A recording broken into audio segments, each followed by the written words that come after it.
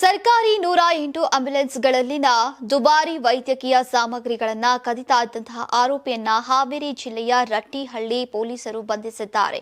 ಬಂಧಿತನನ್ನ ಬಸವರಾಜ್ ಅಂತ ಗುರುತಿಸಲಾಗಿದೆ. ಆರೋಪಿ ಖಾಸಗಿ ಆಂಬ್ಯುಲೆನ್ಸ್ ವ್ಯವಹಾರ ನಡೆಸ್ತಾ ಇದ್ದು ಬಾಡಿಗೆ ಸಿಗದೆ ವ್ಯವಹಾರದಲ್ಲಿ ನಷ್ಟ ಅನುಭವಿಸಿದ್ದಾನೆ ಎನ್ನಲಾಗಿದೆ.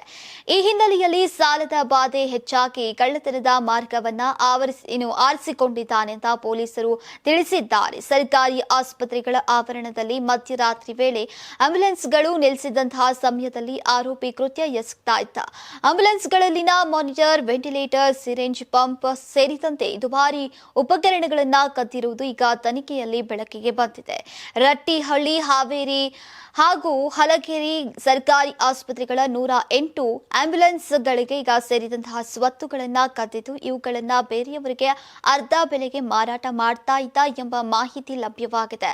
ರಾಣೆಬೆನ್ನೂರು ಪಟ್ಟಣದಲ್ಲಿ ಬಾಡಿಗೆ ಮನೆಯಲ್ಲಿ ವಾಸವಿದ್ದಂತಹ ಆರೋಪಿ ವಿರುದ್ಧ ಹಾವೇರಿ, ರಟ್ಟಿಹಳ್ಳಿ ಹಾಗೂ ರಾಣೆಬೆನ್ನೂರು ಗ್ರಾಮೀಣ ಪೊಲೀಸ್ ಠಾಣೆಗಳಲ್ಲಿ ಈಗ ಪ್ರಕರಣ ದಾಖಲಾಗಿದ್ವು. ಪೊಲೀಸರು ಸುಮಾರು 5 ಲಕ್ಷ ರೂಪಾಯಿ ಮೌಲ್ಯದ ವೈದ್ಯಕೀಯ ಉಪಕರಣಗಳನ್ನು ವಶಪಡಿಸಿಕೊಂಡಿದ್ದಾರೆ. ಕಳ್ಳತನಕ್ಕೆ ಬಳಸಿದಂತಹ ಬೈಕ್ ಮತ್ತು ಮೊಬೈಲ್ ಅನ್ನು ಕೂಡ ಜಪ್ತಿ ಮಾಡಿದ್ದಾರೆ. ಪ್ರಕರಣದ ಕುರಿತು ಮುಂದಿನ ತನಿಖೆ ಮುಂದುವರೆದಿದೆ. Karnataka TV leader awards 2025 best MLA nomination Kalyana Karnataka.